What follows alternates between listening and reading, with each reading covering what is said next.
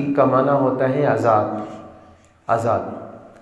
ایک یہ وجہ، دوسری وجہ فرمایا کہ ایک مرتبہ عائشہ صدیقہ رضی اللہ تعالیٰ عنہ فرماتی ہیں کہ حضرت ابو بکر صدیق رضی اللہ تعالیٰ عنہ حضور علیہ الصلوۃ والسلام کی خدمت میں حاضر ہوئے تو حضور علیہ الصلوۃ والسلام نے فرمایا، صدیق تمہیں پتہ ہے انت عتیق اللہ من النار،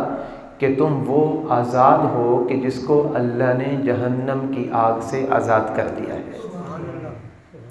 حضرت ابوبکر صدیق رضی اللہ تعالیٰ عنہ کی جب پیدائش ہوئی تو لوگوں کو مکہ کے اندر آواز سنائی دی، ندائے غیبی جیسے آتی ہے نا، ایسے آواز آئی پہاڑوں سے یا کس جگہ سے، کہا گیا کہ جو شخص اس سے محبت رکھے گا اللہ اس کو جنت میں داخل کر دے گا۔ یہ آپ کی پیدائش کے وقت کے واقعات ہیں۔ رسول اللہ صلی اللہ علیہ وسلم کی پیدائش کے 2.5 سال بعد حضرت ابو بکر صدیق رضی اللہ تعالیٰ عنہ پیدا ہوئے، اور اسی طرح ہی رسول اللہ صلی اللہ علیہ وسلم کی وفات کے 2.5 سال بعد حضرت ابو بکر صدیق رضی اللہ تعالیٰ عنہ کا انتقال ہوا ہے۔ حضور علیہ الصلوۃ والسلام کی عمر مبارک بھی 63 برس تھی، حضرت ابو بکر صدیق رضی اللہ تعالیٰ عنہ کی عمر مبارک بھی 63 برس تھی۔ حضور علیہ الصلوۃ والسلام جب مرض وفات کے اندر تھے تو آپ کے سر میں درد ہوا اور آپ کو بخار ہوا، جس کی وجہ سے آپ نے اس دنیا سے پردہ فرمایا۔ سیدنا ابو بکر صدیق رضی اللہ تعالیٰ عنہ آپ کے جب انتقال کا وقت آیا تو اس سے پہلے آپ کو بخار بھی آیا اور آپ کے سر مبارک کے اندر درد بھی ہوا۔ تو بہت ساری وجوہات ہیں کہ جن کی وجہ سے سیدنا ابو بکر صدیق رضی اللہ تعالیٰ عنہ کو امتیازی شان ملی ہے۔ حضرت ابو بکر صدیق رضی اللہ تعالیٰ عنہ کے ساتھ حضور علیہ السلام کی دوستی اعلان نبوت سے پہلے بھی تھی، اور حضور علیہ الصلوۃ والسلام کو حضرت ابو بکر صدیق رضی اللہ تعالیٰ عنہ اچھے طریقے سے جانتے تھے۔ آپ سفر تجارت سے واپس تشریف لائے تو پتہ چلا کہ آپ کے دوست حضرت محمد الرسول اللہ صلی اللہ علیہ وسلم نے اعلان نبوت فرمایا ہے، تو سیدھے حضور علیہ السلام کی خدمت میں حاضر ہوئے، پوچھا میں نے آپ کے بارے میں یہ بات سنی ہے، کیا یہ سچ ہے؟ اللہ کے نبی نے فرمایا ہاں یہ سچ ہے، تو فرمایا مجھے بھی کلمہ پڑھا دو۔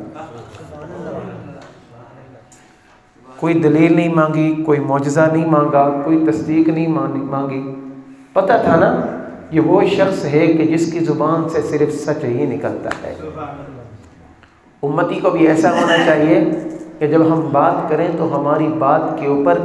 اگلا بندہ آنکھیں بند کے اعتماد کر لے کہ یہ محمدی شخص بات کر رہا ہے۔ حضور علیہ الصلوۃ والسلام کا امتی ہو، اس کے اندر یہ صفت ہونی ضروری ہے کہ اس کی زبان سے جب نکلے سچ نکلے۔ آج المیہ یہ ہے پوری دنیا کے اندر یہی کہا جاتا ہے کہ مسلمانوں نے کہا ہوگا جہاں پر 2 نمبری ہو، جہاں پر فراڈ ہو، جہاں پر ہر چیز کے اندر دھوکہ فریب ہو، افسوس کی بات یہ ہے کہ وہاں پر ہم پہلے نمبر پر کھڑے ہوتے ہیں، اور دعویٰ کیا ہے؟ محمدی ہونے کا دعویٰ کیا ہے کہ ہم اللہ کے نبی کے سچے امتی ہیں۔ تو سچے امتی جو ہوتے ہیں نا وہ جھوٹ نہیں بولتے ہیں، ہم نے بھی جھوٹ نہیں بولنا ہے اپنی زندگی کے اندر، سچ کو لے ہیں، سچ کے اندر اللہ نے کامیابیاں رکھی ہیں۔ سیدنا ابو بکر صدیق رضی اللہ تعالیٰ نے عرض کی کہ آپ مجھے کلمہ پڑھا دیں، مسلمان ہو گئے۔ حالانکہ اس دور کے اندر مسلمان ہونا کانٹوں کے اوپر چلنے یا آگ کے اوپر چلنے سے بھی زیادہ مشکل تھا۔ ایک طرف ایک شخص، دوسری طرف پورا مکہ کے لوگ ظالم، مکہ کے لوگ پیسے والے، مکہ کے لوگ طاقت والے، مکہ کے لوگ افراد والے، قبیلے والے، یعنی ساری ظاہری طاقتیں ان کے ساتھ تھیں، اور ایک طرف حضرت محمد الرسول اللہ صلی اللہ علیہ وسلم لوگوں کو کہہ رہے ہیں لوگوں لا الہ الا اللہ کہہ تو کامیاب ہو جاؤ گے۔ حضرت بکر صدیق نے یہ سچا راستہ چنا، اس لیے علماء